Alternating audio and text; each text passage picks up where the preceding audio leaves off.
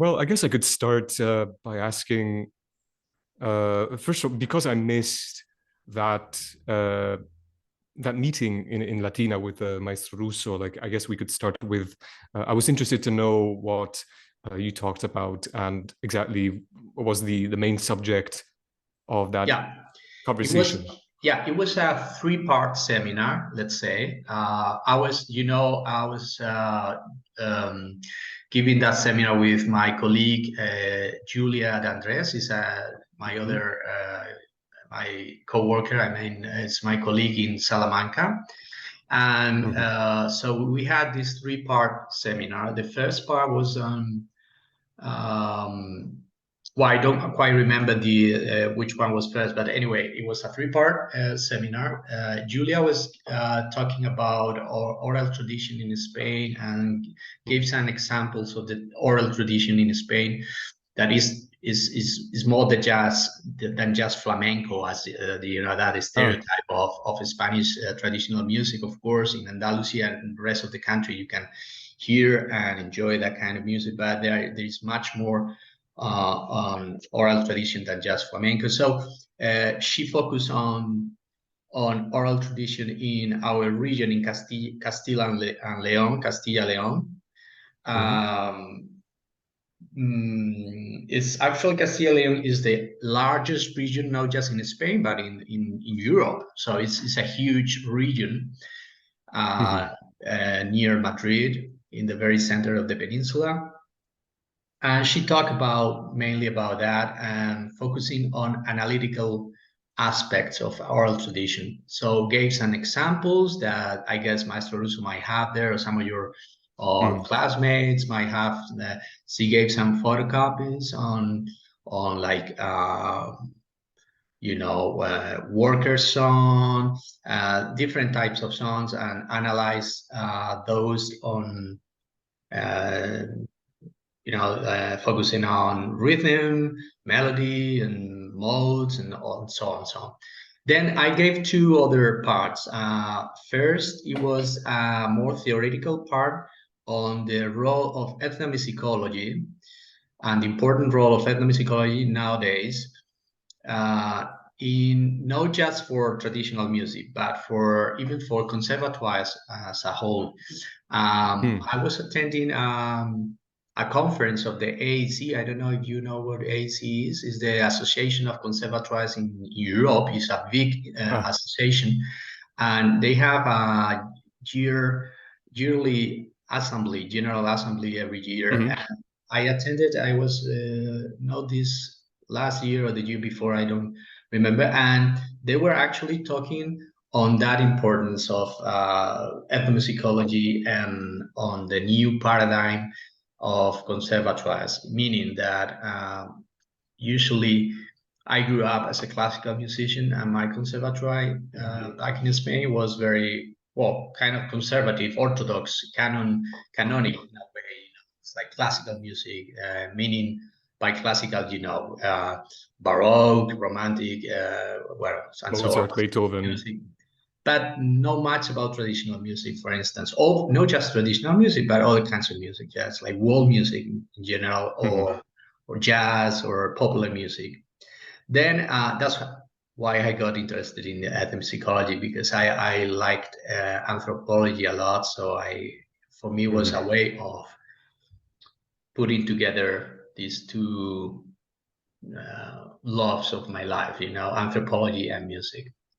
But anyway, nowadays, teaching in and learning in a conservatoire nowadays, at least in Europe, is something is not just that. It's not just classical music, or at least it shouldn't be that. So Hmm. even big institutions and very orthodox institutions. In that meeting, it was in Belgium, and I remember directors of very classical and top institutions in Europe talking about the importance of going behind just classical music and Hmm. incorporating in their studies, as Latina is doing in the near future, other kinds of music. Well, you already have jazz. I saw But you're also implementing now ethnomusicology or traditional music. So that's the point.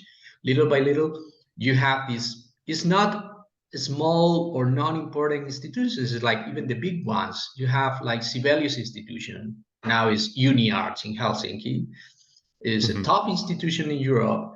But if you go and see the folk music department is is really good. And they have the resources. It's not just they have it there to say, well, we have this little It's that department. thing, yeah. It's one of the leading departments in their institution, so they have the resources. I remember visiting Sibelius, and I was surprised because the piano department, for instance, was in the old building, while the folk music department was in the nicest and the new building, and so that's something to take into account. And so they also have the resources. So little by little, I think that's going to be the way, incorporating other music. But I could tell you lots of examples in Europe, and that's what I was telling also in Latina, like Amsterdam, for instance. You've been in Amsterdam in the new building. It's an amazing building with different floors. And I remember visiting there and seeing like 3 different auditoriums, one for classical, one for jazz, one for world and folk music. So they even have different auditoriums. Um,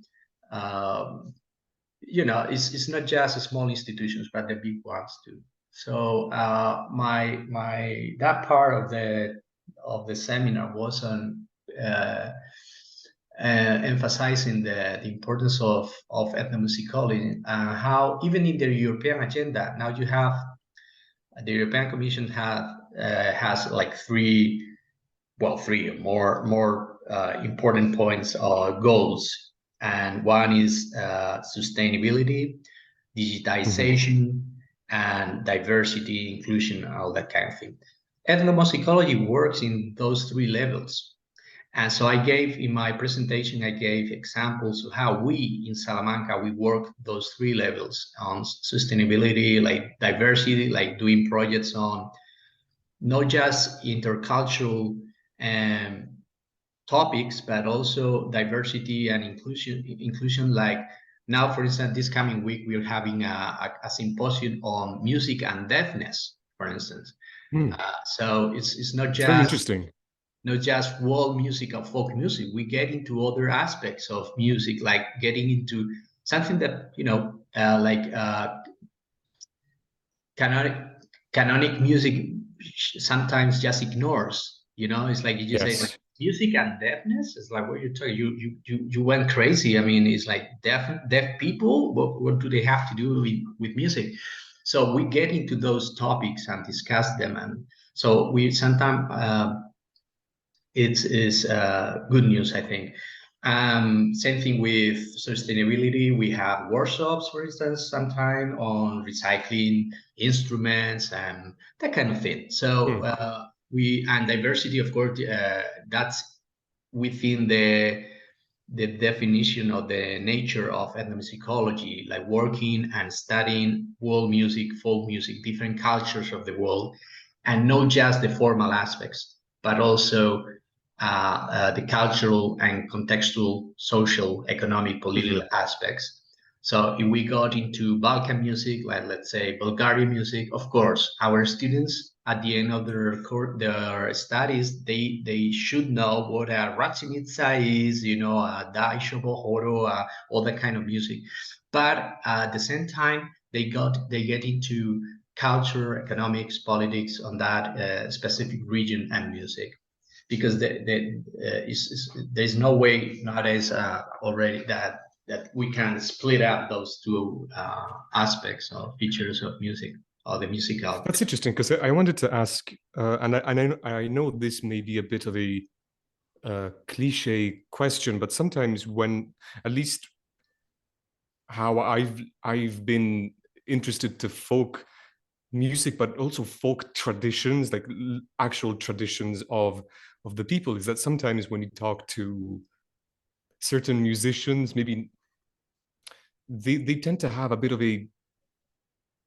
a weird perception about folk traditions, as there's classical music and Yeah, the and rest then is and then there's jazz, then there's blues, and there's folk. But the weird thing is how folk traditions have been carried all the way through with Bach, Corelli, Of Bartok, course. Schumann, and it's something that how can you have that perception? And it's something I always try to ask myself, and I can't quite understand. Maybe I'm a bit ignorant in terms of how music has evolved and the aesthetics, but it's something I guess there is a common. lot of politics involved anyway. I mean, the reality is where you're saying folk music, not just now, because now there is even, I could tell you, and now here in Spain, and I guess also in Italy, everywhere, it has become even a little bit trendy Mm. to get to, but not just for classical musicians and composers, but also for in the contemporary music domain, for instance, but also for pop and rock music Ah, yeah. musicians. There are lots of musicians, artists now here in Spain uh, getting into the tradition, the oral tradition, and getting inspired by either melodies, rhythms, or whatever. Hmm. They get into that, and they're releasing the new albums. It's amazing, no? Now everybody wants to be folky, and it's Yes. funny. At least, um, but now it's kind of trendy. I welcome that trend anyway, that fashion. But it's been on and on. It's not something that new, I must say. It's something that it has Hmm. been happening through the history of humankind, not even just that Hmm. 100, 300. It's like through the history, folk music and other. Well, that for to begin with is a classification, something arbitrary in a way, and Hmm. it has to do with power. So we should Yes.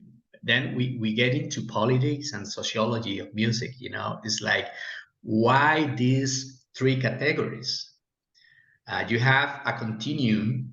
You have music is uh, if we get into those categories, we sometimes use them. Of course, ethnomusicologists use that kind of categories too, but Hmm. it goes against a little bit against the philosophy of our studies, because we see music as a whole is not good and I Mm. mean there's good and bad music, but no in terms Yes. of black music is bad or good, or 18th century music is good and bad, or if you're talking about 18th century music, which music in the 18th century, because Yes. then Exactly. you assume that there is only that kind of music that has to be taken into account, and it's much more than that. So it's a matter of politics, but those politics got into the way we structure our studies, for instance, institutionally, as I was Mm. telling you, conservatories. I mean, well, if you're talking about is a place where you study music, well, then define music. Why is Mm. Of course, I love Bach, okay, to start with. Okay, Bach is amazing, but there is some other classical and folk music traditions, the traditions and composers and musicians and repertoires that are amazing as well. So ethnomusicologists, of course, put everything into, this kind of anthropological concept of relativism, cultural relativism. It's like there is not a culture that is better or worse than the other. Is You have to. So it's a matter of ignorance too. And I Yes. could tell you some lots of examples. For example, we in a concept in my conservatory in Salamanca, of course, we also have to deal with that kind of debate. I Mm. guess some of my colleagues in the classical departments, more classical departments, performance departments, might see ethnomusicologists and ethnomusicology as something minor or something Yes. exotic. But Yes. once you get into, it's a work we have to do. But I also I have witnessed sometimes a change in those, even in those people. So I think the Mm. change is happening. I give you an example. We from time to time, like this conference I'm telling you about music and deafness that we have next week. From time to time, we put together a congress or a concert, and we invite people, and do a concert, a workshop, a conference on whatever, classical Indian music or Persian music, or and sometimes we put together. I remember once we put together very good musicians on flamenco tradition, Persian music, classical music, a kind of mix of world music. We put them together and play, improvise, and it was an amazing concert. I invite over some of my classical department colleagues, and they were fascinated. And sometimes they, at the end, some of them approach to me and say, "Wow, I didn't know this could, they could play this well, or this is even better than some of our music." It's like, hey, and an Indian musician playing since he was 3 years old, like sometimes we do. That's it. Uh-huh. It's music, and so it's a matter again of if power gets into it, ignorance as well. So there's a lot of work to be done, but hopefully in the future, I think ethnomusicology will have an important role. It's happening, and it will have. So and this influence you were talking on folk music, on other traditions, and the other way around, it's been happening Mhm. always, in a way, always. Yes. Like not just in the 20th century. Of course, if you have good examples for your thesis, you go to Bartok, Ali, Brylo, all these 20th century composers, first half of the 20th century. You have same thing in Spain and in Italy, United Spain, Albeniz, Paya. They all got inspired by folk music, and it's very obvious. But even in those composers that might not think, it's not that obvious, it's also happening. But careful, also the other way around. Also, folk music, it's intertwined. Takes from the classical. Let's see, sometimes where I teach this kind of concept of the invention of tradition and imagine communities of Celtic music, this Mm. invention of Celtic music. What is Celtic music anyway? But and then you have a blend of traditional music from Ireland, Scotland, England, northern Spain, Brittany.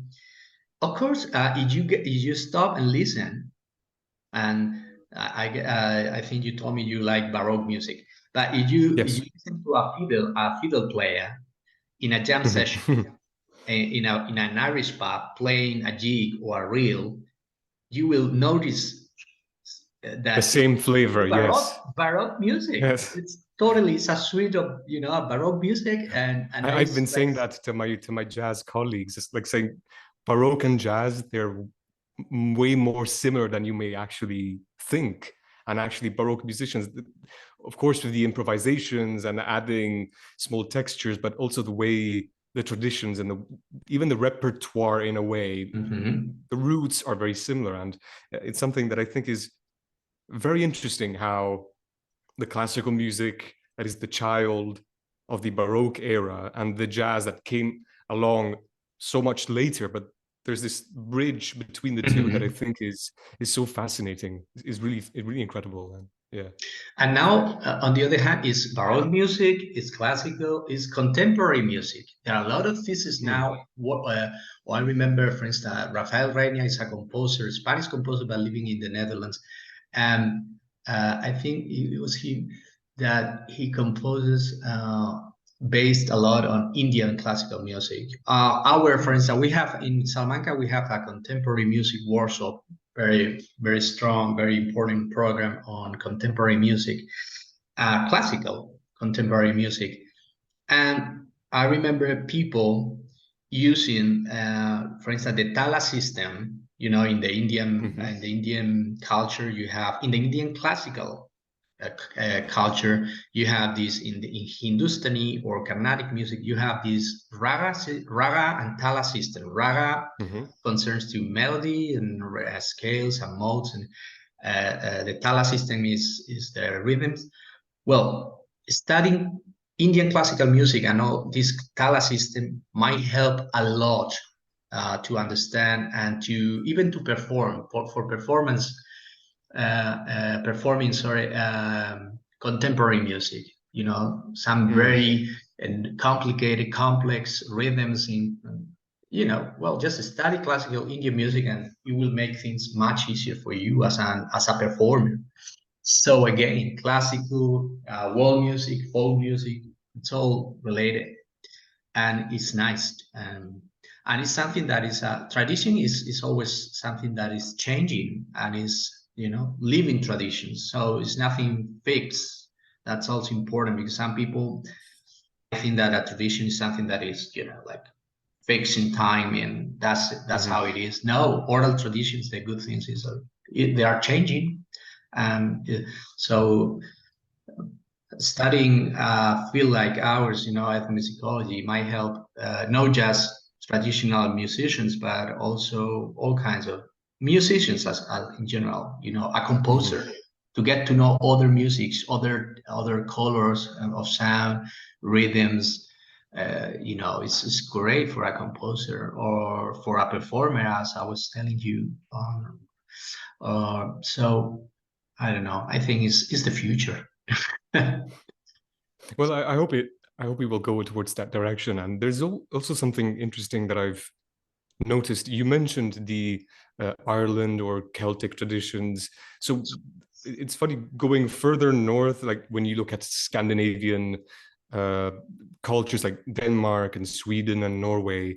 There's something that actually really moved me, seeing like the people, how even non-musicians in Denmark, they all know how to play an instrument, and they are very, very attached to traditional music. It's something like there isn't a plumber, a a bread maker that doesn't know how to play an instrument and doesn't know how to play traditional music. And it's something that I think is incredible, because they are it's a way of, it's the type of nationalism that I adore, that it's the one that's tied to the roots, and it's not blind, but it's out of love, out of a need to create a community.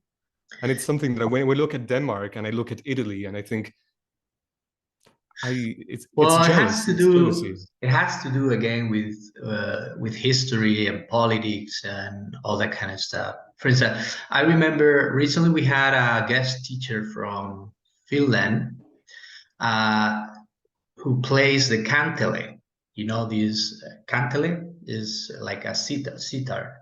Ah. It's like a national instrument for it's in the mythology and everything. So uh, and it is taught in Sibelius, for instance, in the big institutions. You can have classes of this instrument, kantele. Again, you know, it's like, wow, why what, that importance? Well, it has to do with also these are in a way is there are small countries,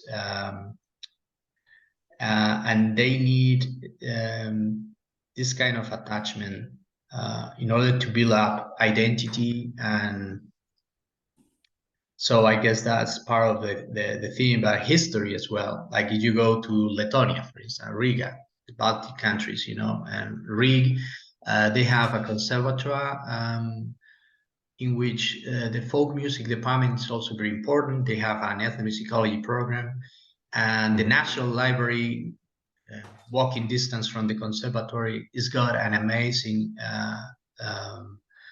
archive on traditional music, and a lot of resources, a great website, everything on traditional music.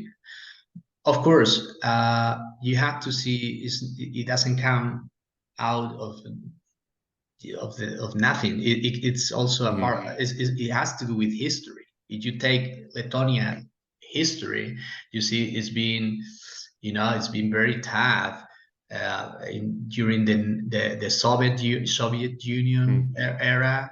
Then they were under the Nazis. Then again Yes. and again under Russians.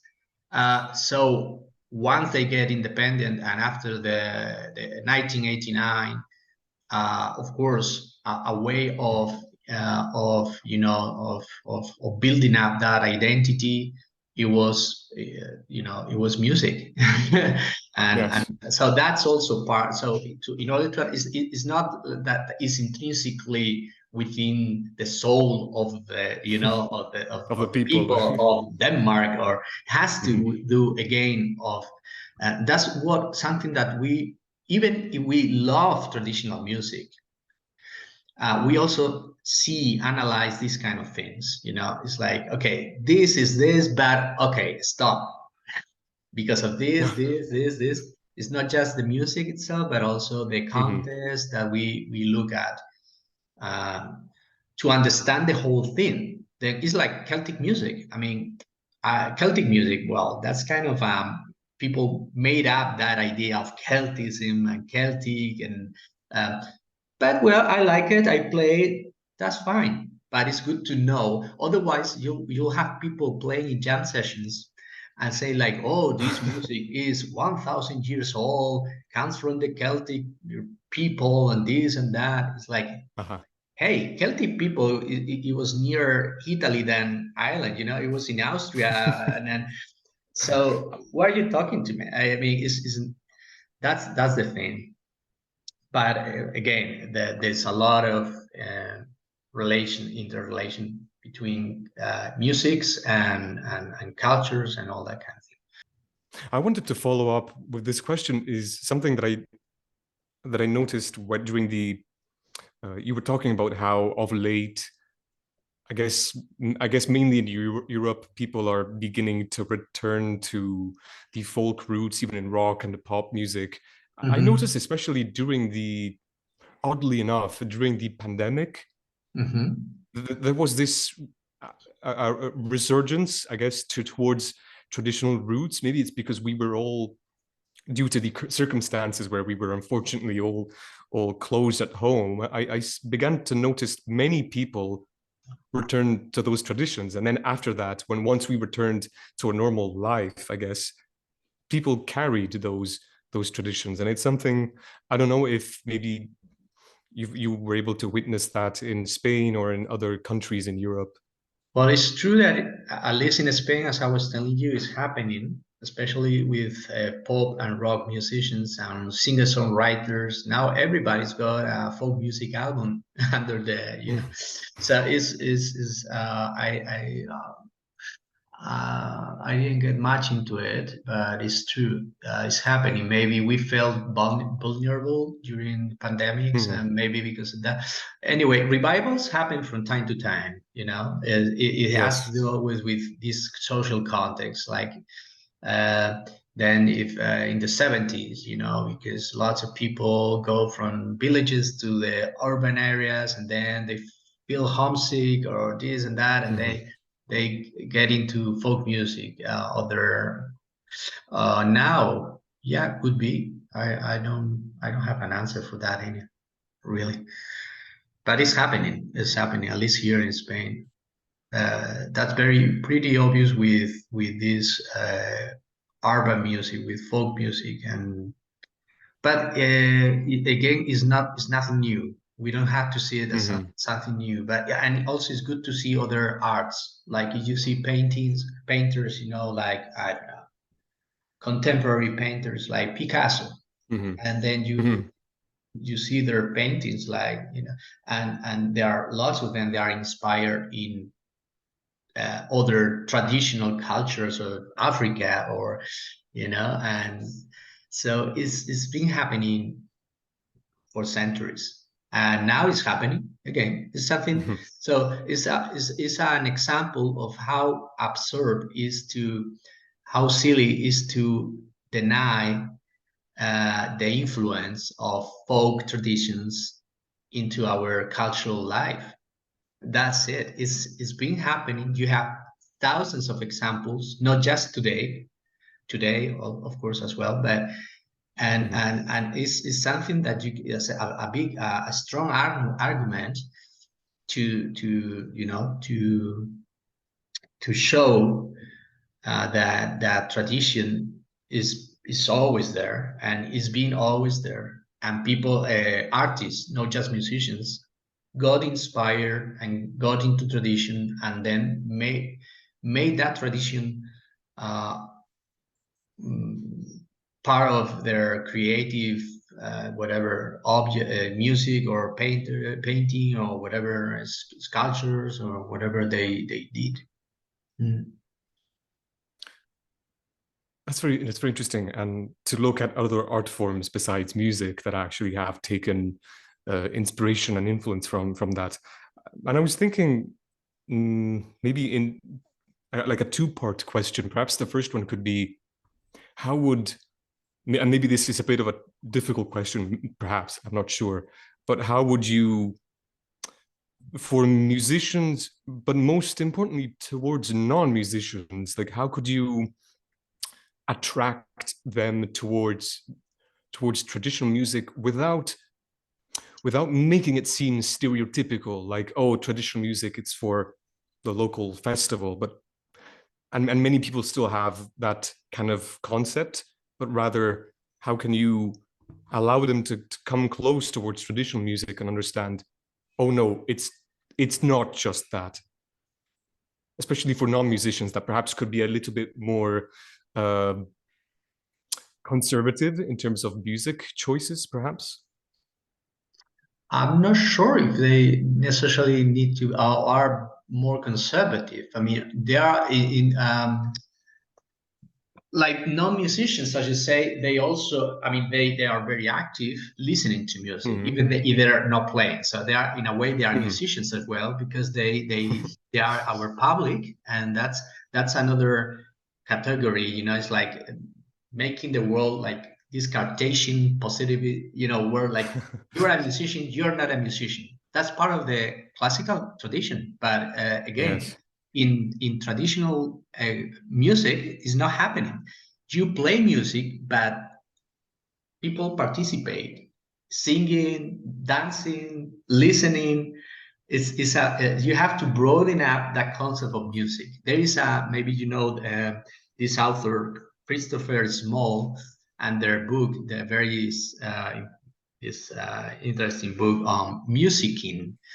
Musicking is a Uh-huh. new concept that he created, by meaning that music is not just the score or the music that we think of, but it's a complex phenomenon.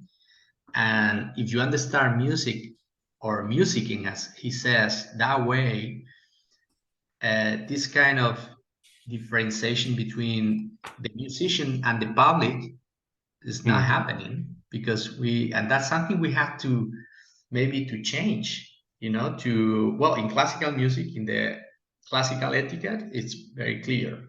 You are on a Yes. stage playing and some other people, but in traditional music it's never happened. You know, the grandma was singing while she was doing something. Yes. That was music, and you were, yeah, you were singing and playing while you were working, and you wouldn't consider yourself as a musician. You were a shepherd maybe, but you were singing.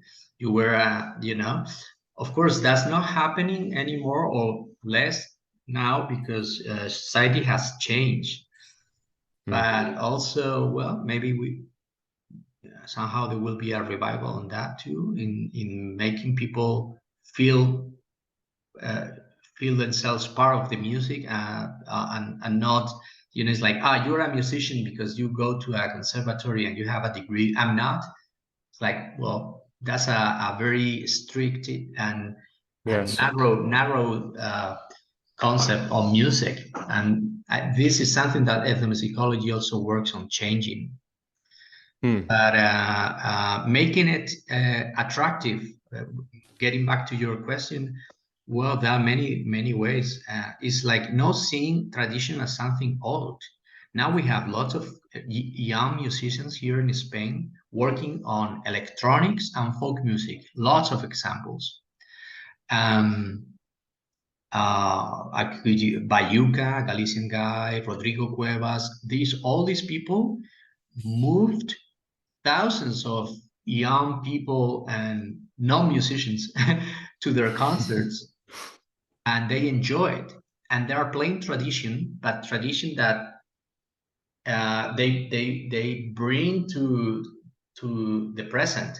and then make it attractive, because things have changed. Accessible, yes. And then you might like that concert, and then it's a way of, I'm not a purist, so it's like tradition is there to be changed. So sometimes you go to these concerts, you might like something, and then it's like, okay, I like that, and then because you like that electronic music that has something weird, that then maybe you get into tradition little by little, because I like that, or the way he plays, or what was that instrument or that sound, and then you get into tradition, but not as something pure, something of our grandparents, but something of the present. By the way, I getting back to your very first question about the seminar I gave in Latina. As I said, it was a three-part seminar: oral tradition in Spain, analyzing and even playing and singing some songs, and music from Castile Leon. Then this theoretical part on the role of ethnomusicology, the very important role of ethnomusicology nowadays in the new paradigm or new scene of conservatoires and the teaching learning process, and how everything is changing now. So more and more, as we were saying, these big institutions are incorporating new musics, and not just musics, but also philosophy concept of music. This kind of we were discussing about, this music is not less or more important than the other because of and so this is happening little by little, but it's happening. And then the third part of our speech, I gave a part of the seminar was on Haul music, and Haul music is the music of Western Sahara. Western Sahara is you might or might not know about this territory, and I don't know how much you know about this Western Sahara conflict with Morocco. The thing is that Western Sahara was a former colony of Spain, but actually it hasn't been yet decolonized. It's one of the last territories to be decolonized, and this is even accepted by UN, United Nations.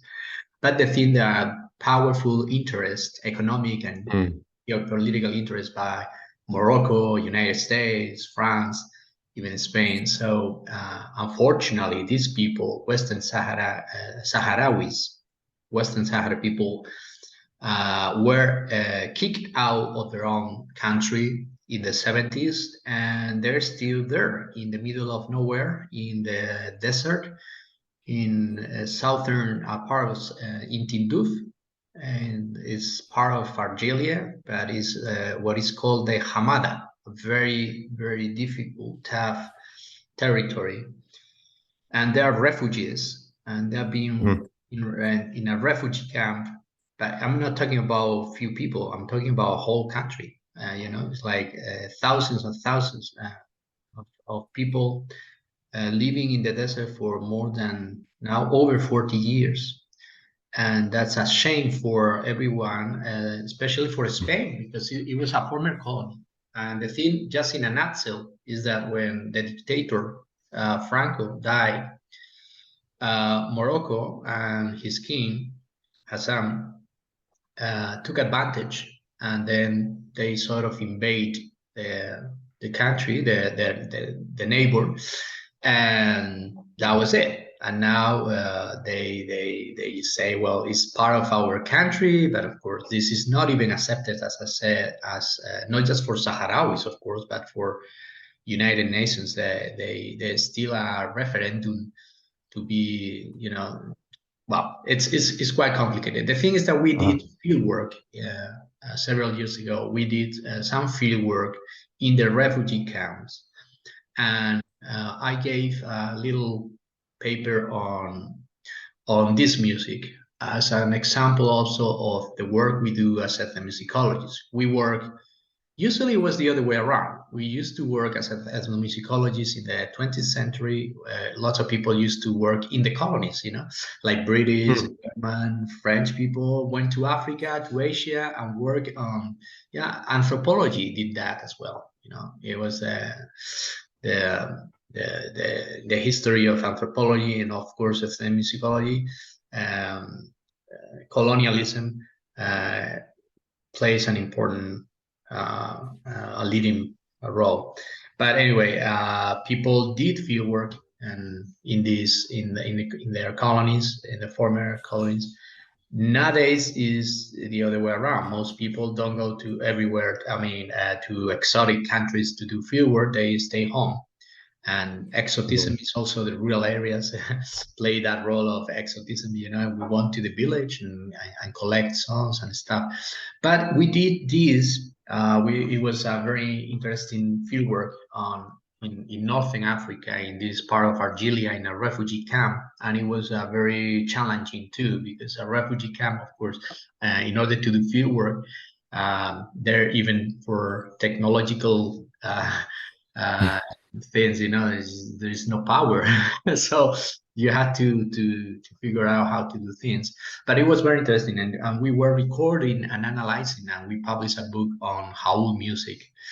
And so we record mainly elderly people who still remember songs and repertoire from the Sahrawis in the past.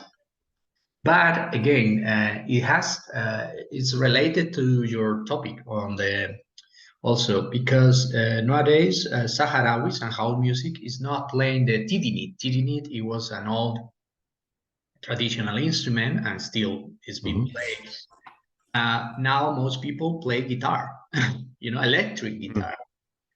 But they play a traditional repertoire but in a new instrument, So again, tradition and present days are linked. There is this bridge we're talking about exists even in a refugee camp in Africa. And so you see these kind of things.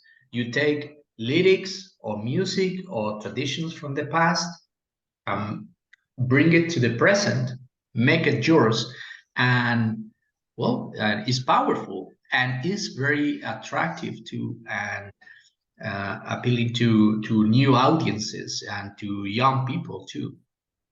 Again, it depends.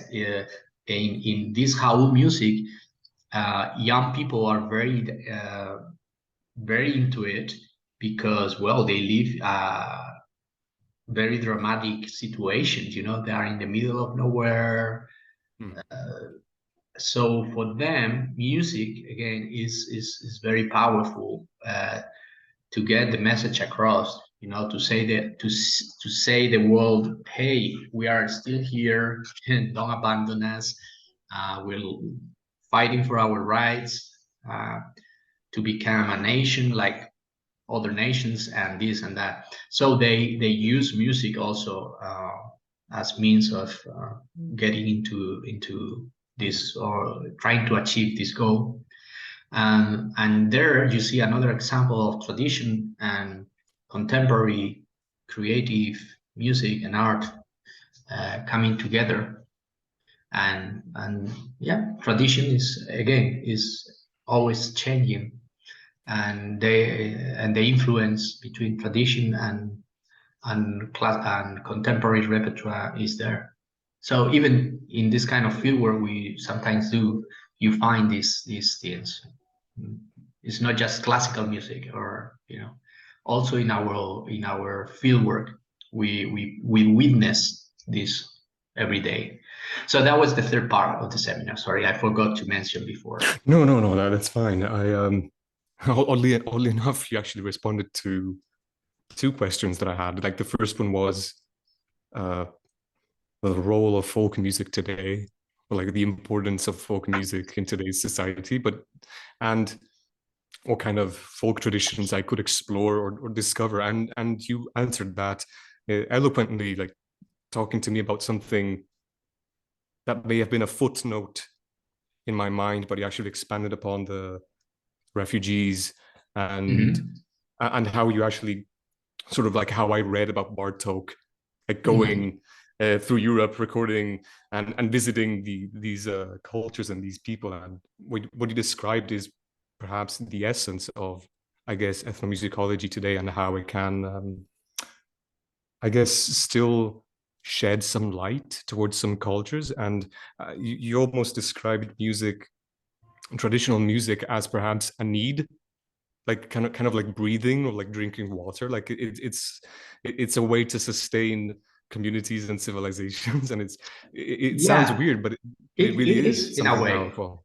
But again, I always tell my students, because of course, if I tell these kind of things to people who are already convinced, it's like doing proselytism in, with your own people. It's not worthy. I mean, they already Mhm. got into ethnomusicology, or they got into the program because they liked traditional music. So I don't have students in third year students who hate traditional music.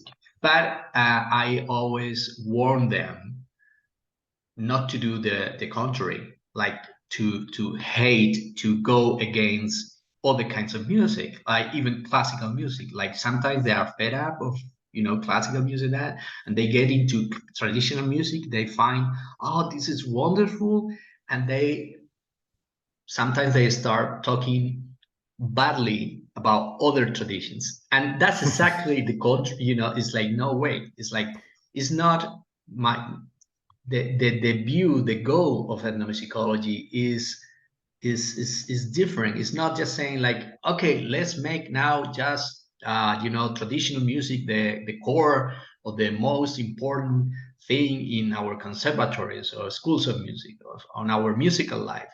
uh, I wouldn't do that, because that would be Mhm. substituting, you know, like it would be part, it would be doing, it would be like doing the same thing but with other object. It's like now classical Yes. music. Okay, let's forget Bach and Telemann and Quantz, and no, why?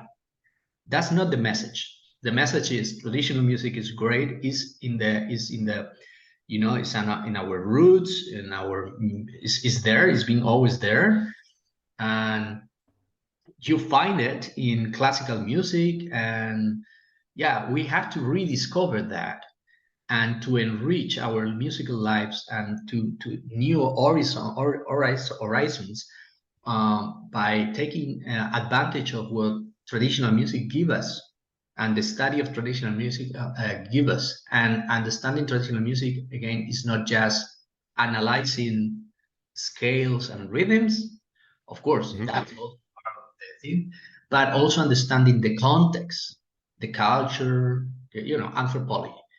But uh, but no, it would be very poor, and it would be I think it's a misunderstanding if we get into just defending traditional music, and ignoring other traditions, or even it's like,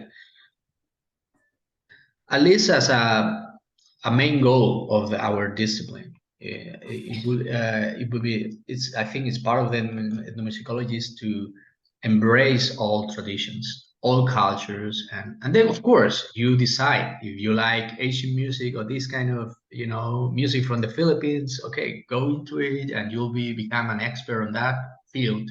Mhm. But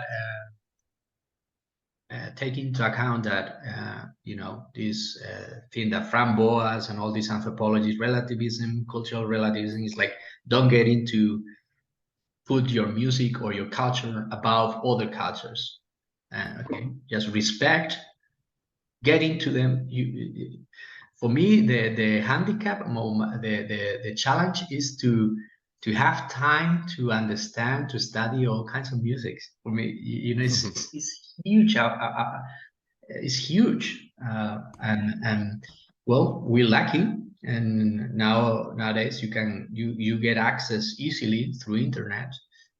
Of course, you can travel as we did, for instance, to this refugee camp and do field work and get to know people and play with people and all that kind of thing. But of course, if you decide to just stay in your uh, area of comfort and, let's say, classical theme is fun. For me, it is fun. As long as you don't uh, ignore or Yes. talk badly about other traditions. That would be, I think. And if you see, like, the great composers and musicians of all times, even in our classical domain, most of them loved traditional music. Not just Yes. Bartok.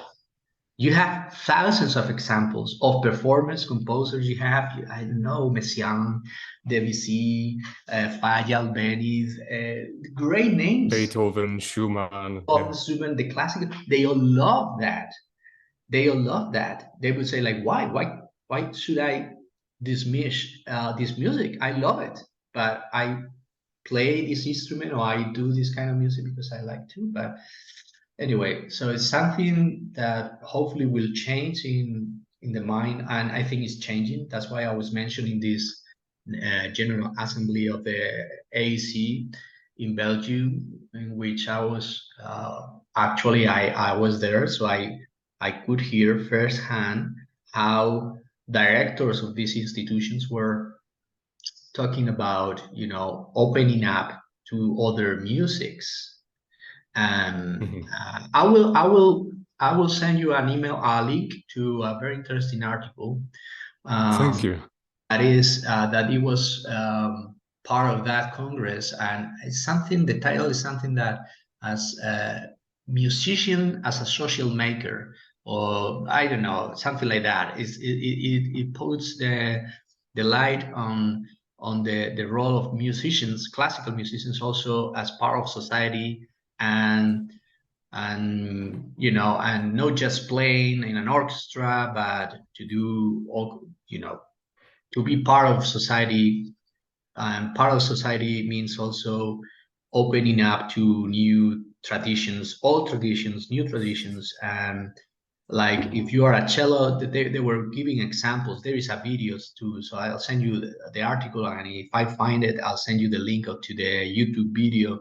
It's a 20 minutes, something like that, file, and very interesting. And that is made by classical, very classical conservatories, so that's the voice now of the classical conservatory. So there is hope. I was really very happy to hear that. Well, Paulo, I don't know, you have any other I questions? actually don't. I'm sure we could talk about it for Yeah, so sure. long, and because it's so interesting, and it's something I'd like to, I guess, become more sensitive about it. Even this field work that you described. Maybe I hope one day I get the chance to do it. Uh, but yeah, I think for now I don't have any other questions. But I'm really thankful for, first of all, the discussion on the refugees and the Sahara civilization, which sounds really interesting, and I will do a research on that as well. And I'm looking Mhm. forward to reading this article. It will definitely enrich my thesis work and Great. I'm my happy. music background. Well, I'm happy to hear that, and hopefully we'll meet either in Salamanca or back in Latina sometime. We're I hope so planning too. to visit again sometime, especially now that you're implementing that new program. So I'm sure we'll have the chance to see. Please give my regards to Maestro Russo. If you have the Oh, chance sure. to say hi from me, he was very a great host and those days. So anyway, so Paulo, I'll send you now. I'll finish the recording and I'll send you via transfer. We transfer, maybe. I think it's the Yeah, easiest way. sure. Send you the link so you can uh, download it, and if I find this link and the video, I'll send it to you as well, so you can have a look. Good. Perfect. Thank you so much. Thank you so much You're very welcome. for doing this. You're very welcome. Well, see ya. Bye Have a bye. good day.